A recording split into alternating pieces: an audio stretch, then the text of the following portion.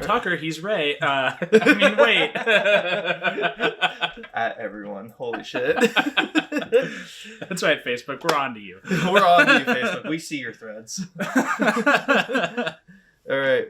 Ray, welcome to the Wiretap. Thank you. Fucking thank fuck we've finally done this. I know. Facebook's been asking for it. Yeah. A lot of people have been like, a couple people messaged me like, when are you gonna have Ray on? And I was like, any day. Whenever he wants. Whenever he's chill with it. We finally had time to sit down. I'm really happy about this. I am too. I'm excited. And Ray had an idea throughout the podcast. I'm just gonna continuously eat more and more hot sauce and suffer my way through this. Like it's not quite hot ones where it gets progressively hotter. It's just we're starting out at the peak and climbing from there. Yeah, exactly. It's like finding an old NES game and thinking I could probably beat this in a day. It's kind of short, and then it's a classic NES game, and you just get punched in the face for a couple hours. That's how all older games are. And towards the end, I'm gonna try one too. I am not a purveyor of spicy foods. This one tastes good. Hell yeah! That black garlic is really good. So I'm gonna try it towards the end. I am not a spicy food person, so I will suffer a lot. Well, I'm gonna get this started.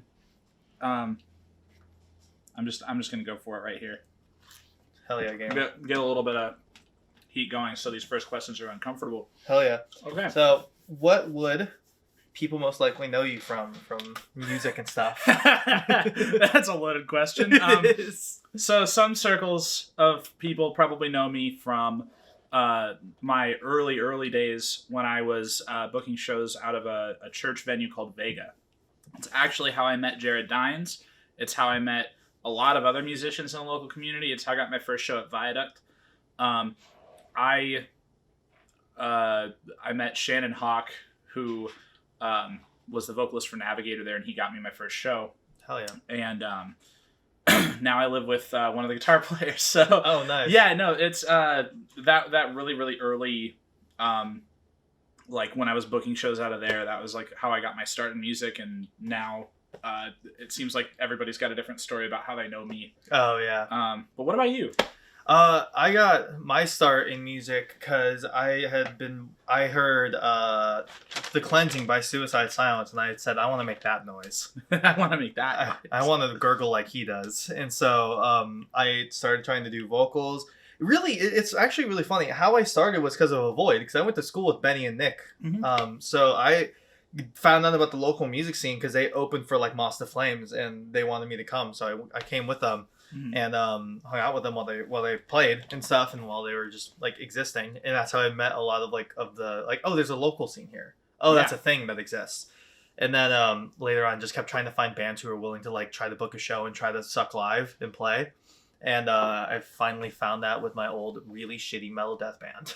Nice. Yeah. Well, sorry, I just ate a bunch of hot sauce. What was that called? Visceral Embodiment. Okay, I'm sorry. That. Yeah, I'm sorry if anyone remembers that. We were awful, but it was my first start, and then we kicked out and or they left half the members and started Scourge, which was like a beat down like deathcore band, and that was the project where I was like, oh, I'm making music I can actually be proud of, because I like metal death. We were just really bad at it. Metal death's a good genre that I think is underrepresented, but I was really shit at it. So all my lyrics are about just like nihilism and like God's dead. Ah. So. This hot sauce actually isn't getting to me yet, but I have also not really eaten much today, as Tucker can attest to. So if you see me shoving handfuls of fries in my face, that actually has to do with it. This hot sauce is really good. Hell yeah. Hell yeah. So yeah, now that we kind of know where we both like kind of had that come up, talk to me about like your first like year or two doing music. Like what was that like for you? So with Visceral Embodiment with VE, we there wasn't really a huge like death metal scene here. There's like a little black metal scene. There's like a little grind scene. Very tiny. Yeah, very tiny. Like probably like 3 to 4 bands. Like if you go to local shows, you'll probably see the same 3 to 4 bands. A lot. And but there's not really like a lot of just straight like kind of death metal or even like mellow death bands around here. There's just really not. And so we kind of felt like we were the weird like we're like the weird kids who just kind of floated from place to place and nobody really wanted us to be there, but everyone tolerated us. Like I tell the story a lot actually. We played a show for Dismembering Mario's, our EP release show at the Real Art. And we had fucking no business being on that show whatsoever. It was all like deathcore and metalcore and then like one hardcore band. And then us. And just some like shit ass metal death band. But like it was weird too because like we were very obviously self-aware that we're not making like super like highbrow or like interesting music. But like we're all also like 18 or under. Yeah. So like nobody was like willing to tell us, which is fine and very cool because at that age you just kind of need to do things and then you'll get better with age and experience. You'll understand that your music sucked at a certain point. You'll catch, like, if you're good enough, you'll catch that what's it called? It's a philosophical concept. Like there's been a meme going around about it lately. Are you even good enough to have? Oh yeah. Okay.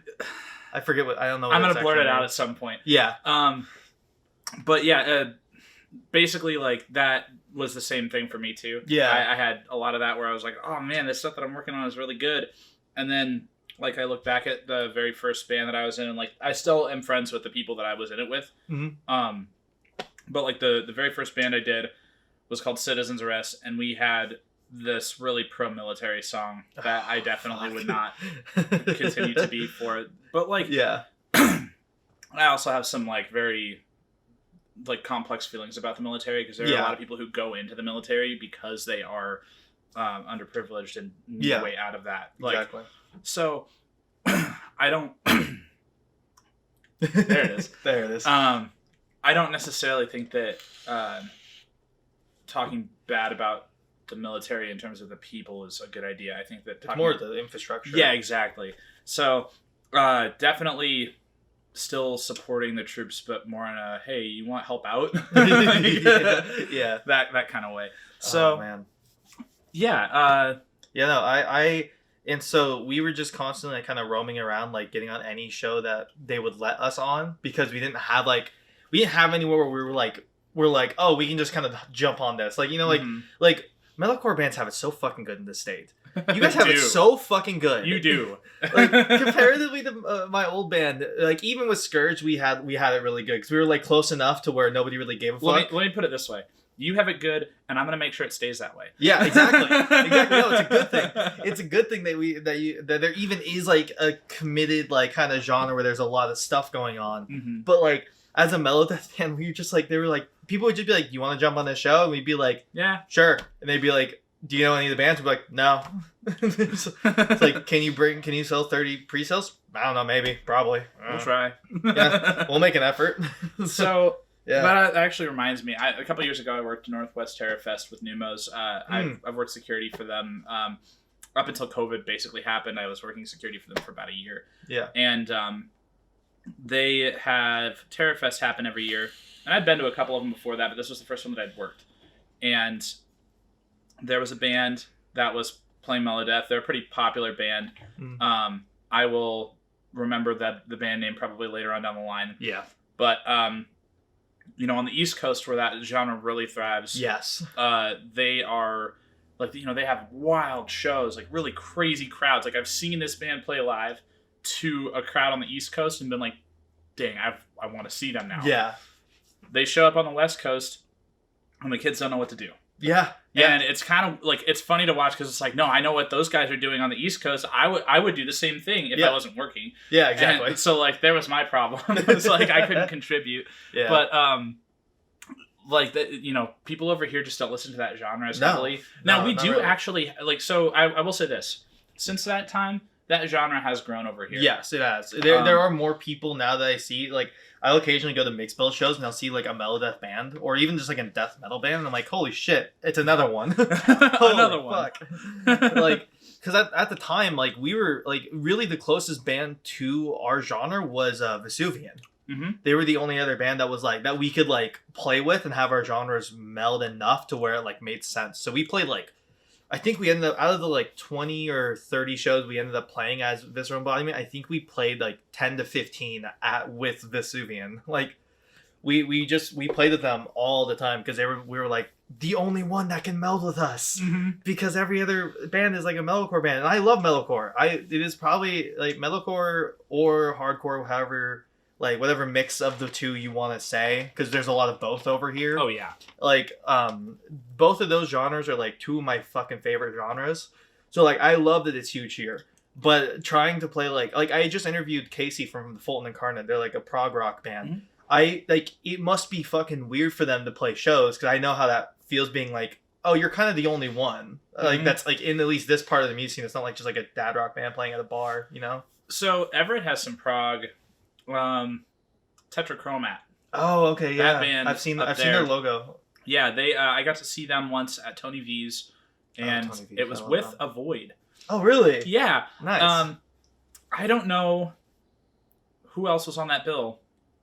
I just remember going because Void was playing, and it was Tetrachromat, another band. I think it was like Dark Mystic Woods or something. It was a weird bill. Yeah. This was before Void got signed, but like they were touring on Alone. Okay, yeah.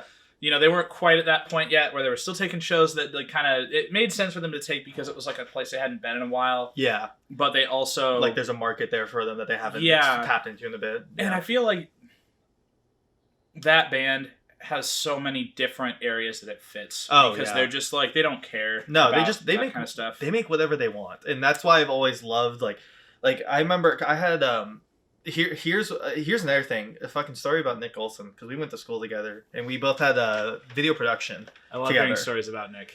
He's a fucking wonderful human being. Mm-hmm. So he put up with me when I was a shitty teenager. He's absolutely a wonderful human being. We had video production together, and our school had a program where if you wanted to not have to worry about the like assignments and projects in video production, you could take, if there was a slot open, you can take a position on the broadcast team. Ooh. Where they broadcast like news or whatever during homeroom or whatever the fuck. So Nick was graduating that year. I was in 11th grade because he's a year older than me. Mm-hmm. And so he was looking for someone to replace him on the audio board. And so I volunteered because I wanted to learn it. And so he taught me it, and like really was why I got into production in general. Mm-hmm. Like, and then eventually I just went into like liking video production a lot as well. But that's like what sparked my love for being behind like the camera a lot more. Yeah. Like I can deal with being in front of a camera, but Corwin, my friend Corbo, he is very good on camera. He has a very good charisma about him. But he's also a competent production person. I am passing on camera, but I'm a competent production person, and production is like what I really love. I'm just kind of like here because I'm like I want to make stuff, so I just want to be the person who can make stuff. You know, you're gonna kind of show that. I had a very similar upbringing with school where I took video productions classes, nice. And they were fun. Yeah. I had a tough time though in my second year video productions where I was working by myself pretty much. Oh, okay, yeah. So my group didn't do assignments. I kind of got stuck at my own table. Fucking group assignments. Well, it was always a group assignment. Yeah. The structure at the high school that I went to, so Emerald Ridge in Puyallup, Washington. Yeah. Is technically it's like South Hill, but it's borderline Graham. Yeah. It's a rich school. A lot of rich kids go in there. Everybody thinks they're better than you if you live in any of the like more established and older neighborhoods there. Oh yeah. We used to call it the ER. Oh yeah. Because kids would get in fights, but it's like rich kid fights. Yeah. So and then there was like the kids who weren't rich kids still like on the same side of the thing. I totally know what you mean because I went to school in Kirkland, so I totally get you. Yep. Yeah. So we had a few, I guess like instances where things got a little weird and whatnot. It was like early onset class struggle. Oh yeah. I feel weird having said that. But the cool thing about that school was that they had a battle of the bands. And nice. Well before I was heavily involved in the music community, some of the folks that did stuff at Viaduct. And, so there was a guy, his name's Dylan Hanwright. He played in Cowardice for a little bit. He played in a band called These Endless Skies that changed their name at one point.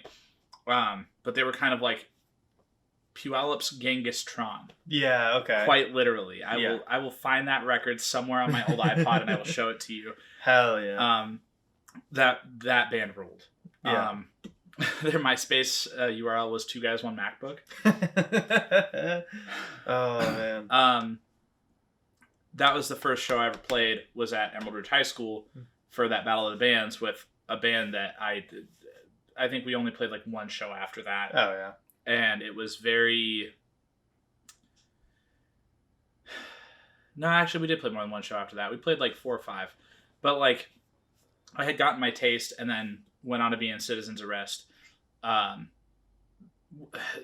There's just a lot of like that school upbringing that really like makes itself poignant for you. Like, I feel like if you're a musician, you start out in school. Yeah. 100%. And either that or like an older brother brings you to a show. Yeah. Like I didn't have any siblings, so I didn't like I was very much on my own, and I had to like find friends and. Well, actually, that's not true. I have 4 younger step siblings by like 10 years. So like you would be the one taking them to the show, yeah, not exactly. the other way around. Exactly. Yeah. Which 2 of them are now into alt rock. So that's good. That's a segue. You can at least get them hooked on a Void, and then go exactly. But yeah, let's talk a little bit more about like, I guess where you're at now. So now, because this is the difficult thing. Because I really want to play music again. Yeah. I really, really, really do. But I also want to keep, like, my video stuff going. Mm-hmm. And that takes a lot of time and, like, effort. And I just don't know. And I also play a lot of tabletop games because I just really like tabletop RPGs. And I run a lot of tabletop games as well. So, like, I need to balance my time. And so I'm kind of in between, like, I really like playing live. So I don't want to do an online band, but I feel like the only amount of time I would have would only warrant an online band. So it's like I'm kind of stuck. I will say though, recently some very nice person sent me a instrumental that they did that was like a down tempo thing, and they were like, throw lyrics on this and come record it with me, and I was like, all right, cool. So, I've had a few of those happen to me. Over the years, I did stuff with a group called Agaron. Mm-hmm. It's a tech death band. Hell yeah. That's sick. I will have to send you the links to that because Agaron, was that Brendan? Braden. Yeah. No, I my old band Scourge recorded with him. Yeah, I know him. So Braden was the vocalist. I played bass in that, and then there was also a song that I did vocals on for about half the song too. And we also had another band for a little bit called Forebear that was, it was supposed to be like the weird, like heavy, like constantly heavy, but like soft enough, like Death Heaven counterpart. Oh, okay. Yeah. It was a lot of fun. I worked on that with a few friends, and then, it was tough to get a live band going for a while. Yeah. It wasn't up until 2 years ago, and even then that got kind of stonewalled because of COVID. Yeah. We're going to try not to mention that too much on this podcast. Yeah, true. I'm going to try, keyword. Up until 2 years ago, I hadn't been in like a live band since like 2016. Yeah. The last live band I had been in was called Erode, and it was an older hardcore band from like the Tacoma community. Some of the people watching this might be aware of who they are. Tron went on to be in To the Wind, and then he was also in he's in Trove, and he's also now in No Bragging Rights. Oh, okay, yeah. So I love To the Wind. I always forget. I do too. I always forget that they're like around here. When I was like actually growing up and going to shows that I wasn't playing, To the Wind was the band that I would always go out of my way to see. Yeah. And on top of that, I would always go out of my way to see No Bragging Rights whenever they came through town, and coincidentally, they would always be playing together. Yeah. So it is not a surprise that Tron is now in No Bragging Rights. Yeah, exactly. But yeah, so up until 2 years ago, I had just had so much trouble trying to keep a band together, and then I got hit up, kind of bringing up some scene drama, but I had been hit up by the band Fiore, as they were formerly known Marrow Stone. Yes. And the lineup was supposed to be me, a guy by the name of Van Wolf, who is also not in great standing with the community now. Yeah. The guitar player that for Marrow Stone that is now in the band with me, Cutout. Oh, yeah. Gabe. Yeah, Gabe. So he just does vocals for us. and then Zach, who is not doing so hot either. And that was supposed to be the lineup for Marrowstone in like 2020 or not 2020. It was like 2018 or something like that. And then we all got kicked out, and then Zach and Gabe left. Zach started over with 3 new people, and then Fiora happened and all this other weird stuff, and then he turned out to be not so great. Yeah. Really unfortunate situation for everybody that has been involved with that band, because that a lot of good musicians have gone through that band. Oh yeah, I know. Well, a really good friend of mine used to live with Zach, and yeah. But yeah, as far as what I'm doing these days, cut out. Yeah. And then also I have a special homebrew project in the works that nobody really knows about yet, but it's Dark Souls related. Ooh. So I'm a big Dark Souls fan. Most of you who are watching this probably are aware of that. What did you think about the new announcement, by the way? You mean the Elden Ring announcement? Yeah. Okay, so did you? Maybe you can post edit this. Yeah. I'm gonna show you a picture of the boss that I particularly took an interest in. So it was this boss right here with the big ding dong. Yep. So yeah, that's how I'm feeling about that game. We could put that up on the screen so that way it doesn't just look like I'm scrolling through stuff. Post, yeah. But yeah, that guy, definitely an interesting boss. I can't wait to see what they do with that. Yeah, no, it's I watched the what they put out about it, and it looks very interesting. I'm very excited about anything Elden Ring related right now. But so this Dark Souls themed band, I'm calling it Bone Wheel. Oh, nice. My favorite enemies in Dark Souls is the Bone Wheel skeletons. I love them. And they just vibe, dude. I got a few friends in on the project, some of which are going to be a pleasant surprise. Oh, nice. Yeah, they're definitely I know you at least know one of them. Okay, hell yeah. The other two, well, actually, it's you. You know all 3 of them. People do that to me all the time. Yeah. I finally get to do it to somebody else. Yeah, it's great. They're pretty well known folks. Hell yeah. The hint I'm gonna give people is hot dog guy. Okay, I know. Yeah, and then there's another guy. Oh man, his band just released a single. Oh, okay, wait. Oh, okay, I might know. Definitely a metalcore band. Okay, yeah, released a single. I think I know. My drummer used to be in that band. Okay. Yeah. Okay, I think I know.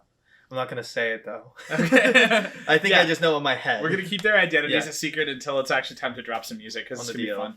But it's the genre that we're aiming for is more of a fuming mouth. Oh, okay. Yeah. Nice. That style of hardcore meets thrash meets just some kind of weird. It's almost like a power metal vibe that I get from their merch sometimes. Yeah. So yeah, it's gonna be kind of like that. We're gonna use a lot of samples from the actual game. Oh hell yeah! I hope that doesn't get us dinged, yeah, or donged, ding dong. So yeah, be on the lookout for that. Hell yeah! I'm excited. I love I know it's kind of cheesy or cliche a lot in the metal scene, but I love themed bands so much. I know there's a million and a half of them in metal, but I love them. The thing is that I don't think there are a whole lot of people who do that around here. No, there's not. And so, even if that's the other thing is that even if there is a themed band, sometimes they don't actually stay to their source material. Yeah. So, with this, we're having some fun with it. Yeah. This is more of a passion project than anything else. I'm probably going to be made to eat more hot sauce at some point while I'm doing vocals for that. I don't know why I choose to do this. So yeah, you're getting on that Scythe Gang grind where you just upload jackass style shit. I've been telling bands to do that kind of shit for years too. It makes me so happy that they're that they do it. It makes Can we so talk happy. about that band for just a minute? Yes, we can. I talk about it all the fucking time on this show. I'm always down to talk about Scythe Gang. I've known the members of that band for so long, and they come from so many different places. Yeah. like different corners of the community. Yeah, no. Like Zab came from from Truth Under Attack. Mm-hmm. Yeah. I used to play shows with them when I was in a band called Destroy Lewis. I used to go to a lot of their shows because one of my really close friends was like in love with them. Yeah, that band ruled. Yeah, they were sick. I remember playing shows with them and Reach for the Sky back when Jason was in that band and not in Avoid, and now he's not in Avoid either. And Jason, where are you? Jason, where have you gone? Where have you gone? He's probably watching this video at this point and being like, "I'm right here. I exist. Good to see you. I'm vibing in the universe." Yeah, ether. Yeah, ethereal plane. Yep. So yeah, that Zab's from there. I remember Maisie and Michael were in another band together. Watcher's Eye, right? No, that was Michael's thing. That was Michael's thing. Yeah. I'm thinking of. No, Maisie was in something else. Oh fuck, you're right. I forgot. Otherworld. Yeah. Maisie was in Otherworld, and then Michael was in that other band where Davis Bonebreak was the drummer. Oh yeah. I am something or other. I am with me. Yeah. Okay, yeah. Good. I even. You know what's really sad? The last 3 times I've mentioned them, I have forgotten that name. I've forgotten. You remembered it. Now I forgot it. Yeah, because you passed the curse on. I consistently forgot. I was like, "Fuck! What was the last band's name? Fuck!" So obviously everybody knows who Scythe Gang is now, yes, and 100%. all those different people had that report from their corners, and then they just kind of hit the wall with this whole trap. Yeah, trap metal stuff. So dark trap shit. A lot of people don't like. That sound. For some reason, they just can't put together the fact that it makes sense. Yeah, it makes total sense. Logically speaking, I talked about this in my new metal video. Like if there's any sort of spiritual continuation of the genre of new metal, it would make the most sense for it to be like that style of trap. It is, in my opinion, a better mix of the two genres itself. We were listening to this in the car. Unity TX. Yes, exactly. That band is very much so, but I feel like it's a different vibe that it gets than what Scythe Gang's doing. But Unity TX, if you have not listened to them, fantastic. Check that out. They're about to drop another record. It's like an EP called Hellview. No, not Hellview. Hellway. Oh, okay, yeah. And that, if it's anything like Mad Boy was, it's going to be on fantastic. Fire. It's going to be fantastic. Yeah.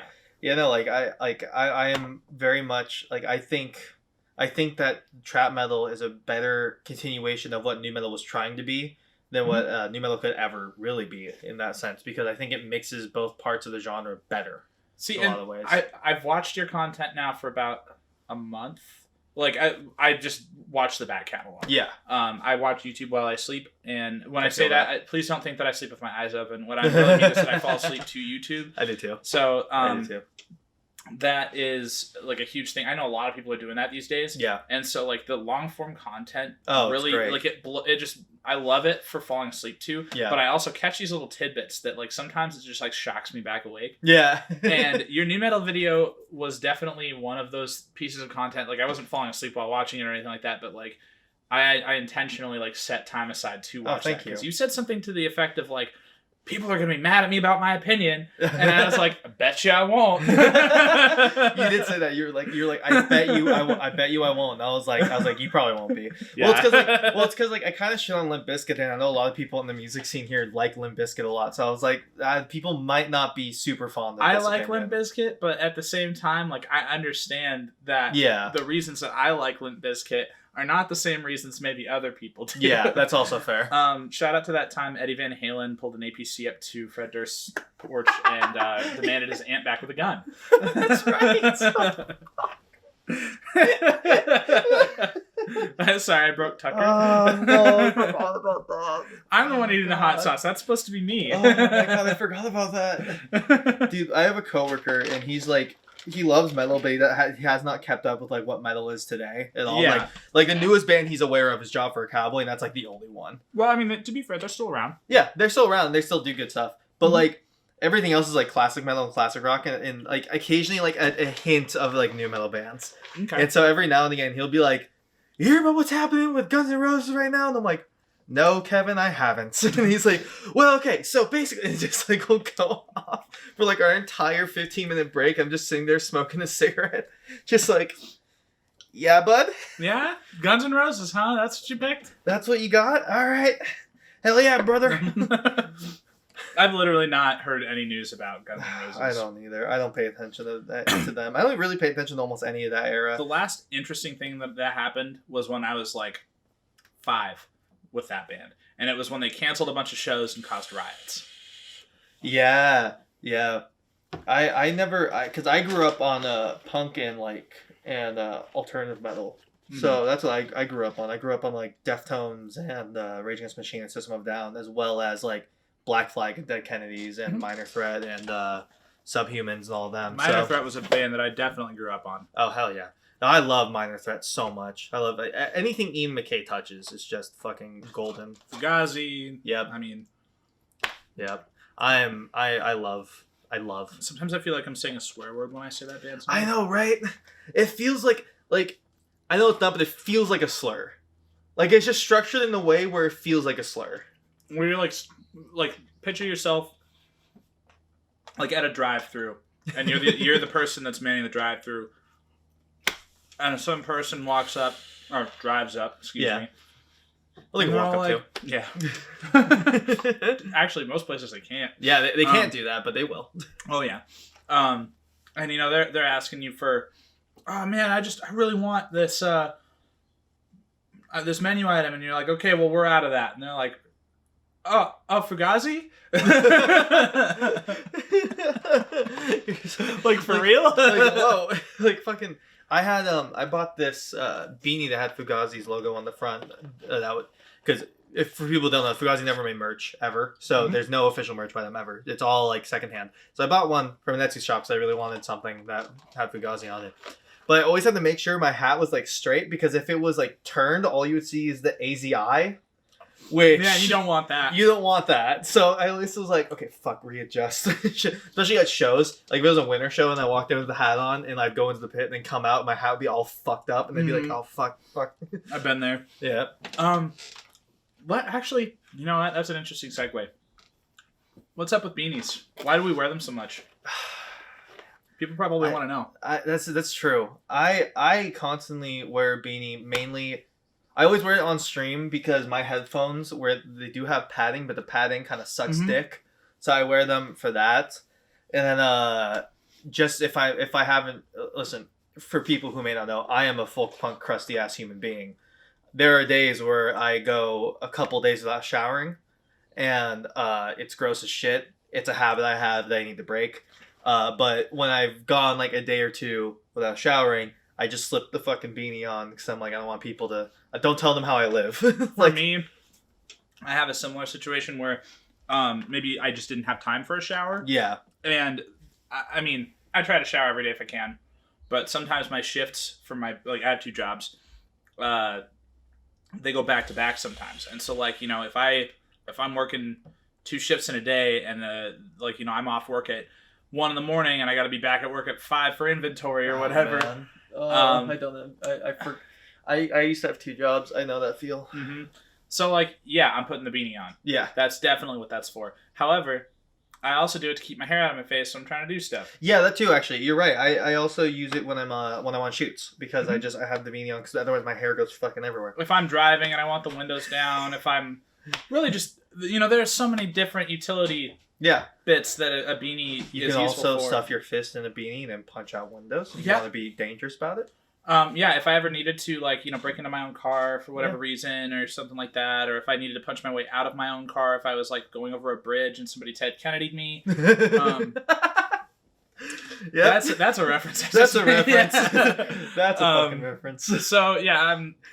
we're swinging on all the politicians today. I'm sorry. No, we're gonna... Anybody who comes to my channel and doesn't expect it to be political is going to have a bad time. I talk about hardcore and punk way too much for people to expect it not to be political. Right. So, I think that we got in the gist of how we're feeling here. Yeah. Well, I've had a lot of this hot sauce now. Yeah, you've been going to town on it. It's really good. How about you? You ready to try that yet? Yeah, fuck it. All right. I'll take a fry and I'll take a little dip. Which one do you want? I'll do the scorpion. Okay. That's probably my I really like both of them, but the scorpion one's sweeter, so I think it's my favorite of the two. Nice. I'm going to just take like a fucking pinch. Well, I mean, you don't have to get a ton on there. Right, that's worth it. With it. All right. All right, Tucker. I'm gonna die. So speed round. Let's see where you're at. Okay.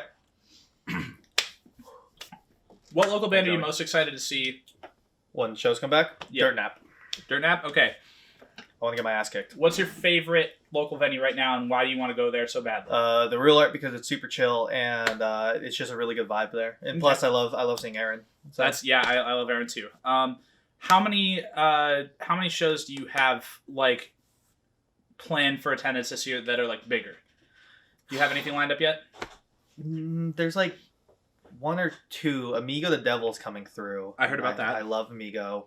And Tejon Street Corner Thieves, and I love them all too. So probably them. Okay. Probably a lot of folk punk, honestly. Okay. A lot of folk punk, because I love hardcore, but my partner is lukewarm on hardcore. They're fine with it, but they're not super into it. Yeah. They really love folk punk though, so I just anytime I get to bring them to a show, I'm happy, and it's usually folk punk. So probably a lot of folk punk. I haven't seen much hardcore bands coming through Washington. I've seen one or two dates. Okay. So far. And how are you feeling right now? Spicy? Yeah, a little hot in the mouth. I'm actually doing a bit better than I thought it was. Yeah, this hot sauce is just really good. It actually just tastes good. Yeah. So yeah, all right. That makes it way more enjoyable that it tastes good. Do you want to do another one? I'll do one more, yeah. Okay. I feel like I want the reaction. Yeah, just get more on there than you think you should, and then you'll probably get the reaction that you want. And I'll do this too. Okay. I'll actually just put a little bit more in there and see if I can get myself to suffer. See, this is where it starts to get fun because we're about an hour in. Yeah. Actually, I'm just gonna. That should be enough. Oh, now it's on the tip of my tongue. That was a mistake. Mm-hmm. Matt's in the background, just smiling. See, but the thing is that I'm pretty sure I'm just not. Yeah, you were just a dead inside human being. No, I'm not dead inside. I've had enough tear gas and mace. Yes, that is true. So it's not that I. Seattle special. Yeah. Yeah, it's a Seattle special. So I spent all my last summer up there working, and. Oh yeah, true. Because you were on Cap Hill, weren't you? Working. Yeah. Yep. So. Yeah. It doesn't faze me anymore. Dude, my friend lived on Cap Hill, and they were away on a camping trip when everything kind of started happening. And they came back and realized they left two of their windows cracked open. And they weren't aware of what was happening, so they didn't have internet. Yep. So they just came back and they were like, and just fucking ran out of their apartment what the fuck? Everything is gassed. And I was like, you just got gassed for an entire weekend. Being unaware of it. We love Seattle PD here. Yes. Okay, you're going to appreciate this. This is going to get a little political. So I saw this this picture on Twitter. Mm-hmm. That was a person with 3 flags outside. It was an American flag, a Blue Lives Matter flag, and a Pride flag. And someone just captioned it, Kamala Harris lives here. No. Which is possibly the funniest thing I saw on Twitter that day. So how are you feeling now? Now I'm feeling warm. My legs, I can feel when it gets way too hot and you're wearing jeans and you get the wave of heat that just kind of goes down yeah, but this one's in your face. Yeah, I feel that in my legs weirdly, and I feel it a little bit in my mouth. But it's weird because I usually when I eat something really hot, I sweat profusely and get super fucked up. And usually hot for me is too much siracha on whatever. So I'm yeah, you're taking this like a champ. I was expecting you to suffer. I was expecting me to suffer too, in all fairness.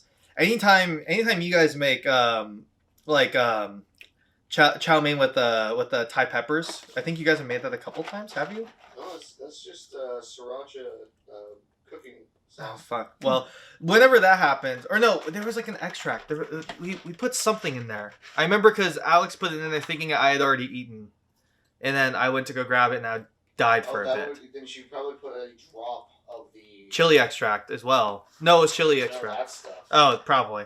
But Carolina Reaper stuff. Yeah, and I. So you've already died to it before. Yes, and I even with that I suffer poorly, but I'm actually doing all right this time. I think it helps that like I really like the flavor of that. Mm-hmm.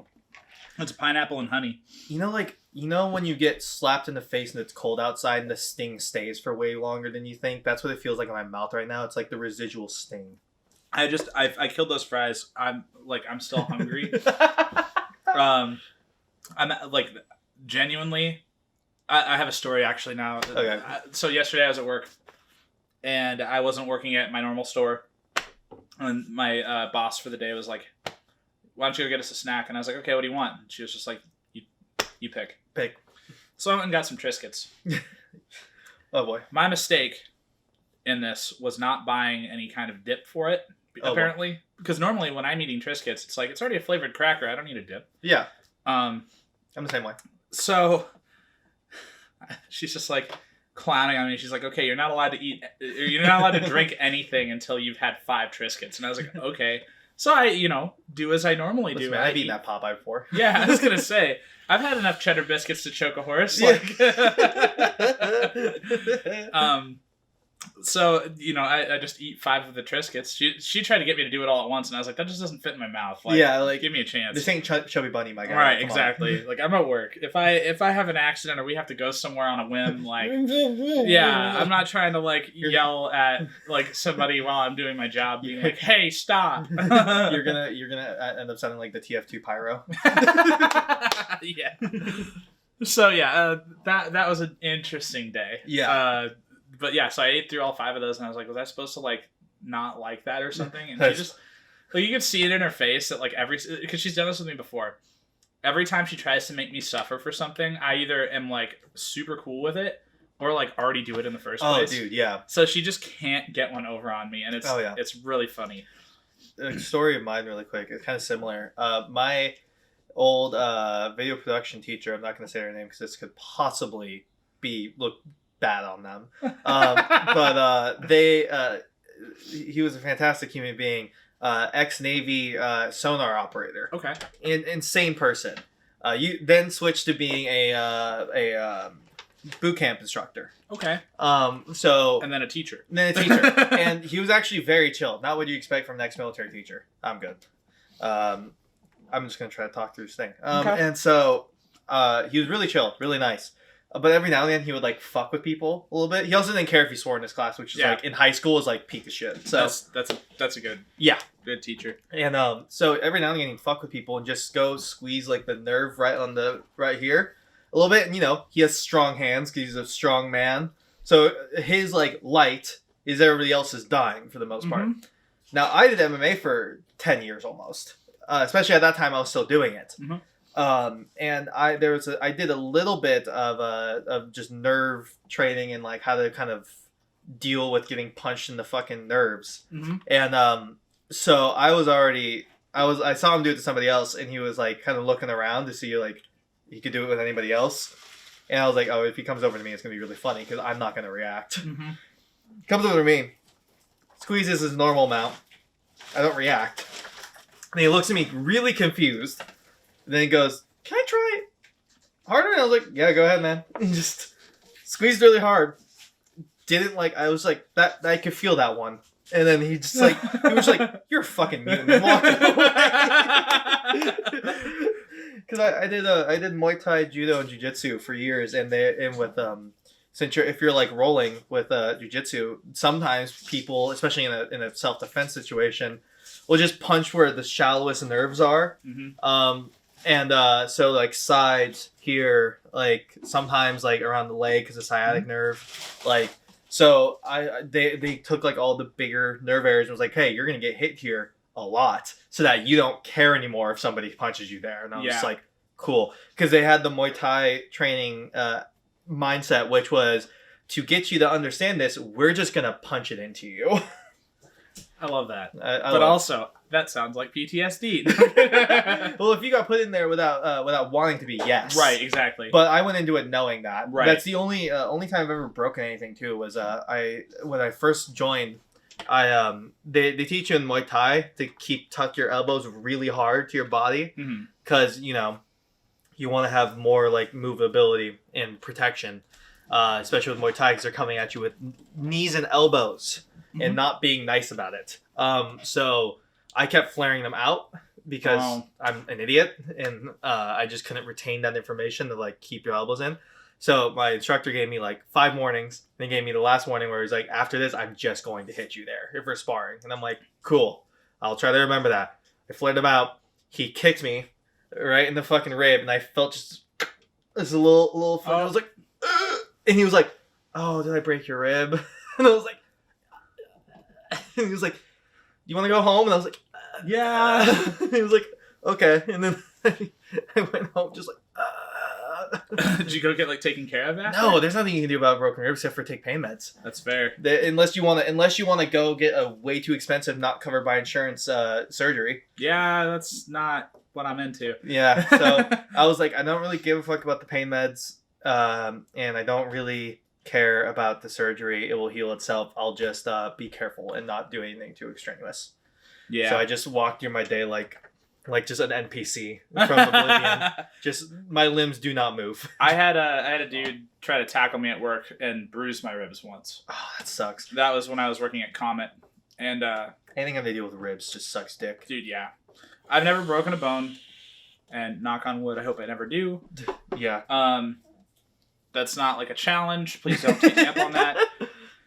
Oh man. But yeah, I mean, I'm sure we could swap stories about like different, near-death experiences too at some point. But, yeah. I do have to get going here in a little bit. I got to make it down to a little get-together that I'm supposed to be at later today. So thank you for having me on the show. Yeah, anytime. Literally come back at any fucking point. I would love to. Let's do that again. There's a few people where I'm like, you can literally come on at any point, anytime, because I just know it's going to be a great episode no matter what, and I vibe with you. I don't have to like stress about it. Mm-hmm. Like Sarah's one of those people. I love Sarah. Yeah, Sarah's great. She will just, I'm okay with her coming on fucking anytime. It's easy as fuck to talk to her. Mm-hmm. Super sweet human being. Like same thing with any of my like normal friends who do creative stuff. Like same thing for you as well. Heck like yeah. Same thing with Lyle. Lyle I work with for almost everything, so anytime he wants to come on, I'm always like, yeah. Then if we want to get together with like the 4 of us at some point and do like a one all together. Actually, I was just talking to Tyler Rosso. Oh yeah. Yeah, Tyler wants to be involved. Let's do it. Yeah. And I was thinking that the 3 of us could have like a nice little conversation about some metalcore sometime soon. Hell yeah, dude. Just kind of going off on like because I feel like we all listen to different corners of that genre. Yeah, we do. You're more of like I don't know, like your favorite metalcore bands are very different from mine. Yeah, 100%. I listen to like Converge and like that kind of stuff. Same. And then Tyler's like the really cookie cutter like pop metalcore person. Yeah, he is. And like that, all of them are good. Yeah, they're all good. They're just all very different, and like I think that people probably like when you say like, oh yeah, Converge is a metalcore band, and then you go, oh well, so is like Mazda Flames. Like, yeah, it's very different. Pick one. Like, yeah. No, actually, it's the same genre. They're just very different like dialects. Yeah, of it. So exactly. I kind of want to get into that with the Let's two do of it. you. Yeah, that'd be really fun. All right, that'd be really really fun. All right, hell yeah. Yeah. Thank you for everyone for watching. Go check out Cutout. Their links are gonna be below. Go give Ray and all of them boys some love. They deserve it, and I'm excited to see you guys when shows come back. Yeah, so we actually do have a few things to release in the near future. Ooh. I do think that we will be planning on doing some shows this winter and fall. We are still in the details stage of getting all of that stuff put together, but you can expect some music from us like before the end of the year. That's for sure. Hell yeah. All right, cool. Thank everyone for watching. I hope you all have a good rest of your day. Goodbye. Or else. You died.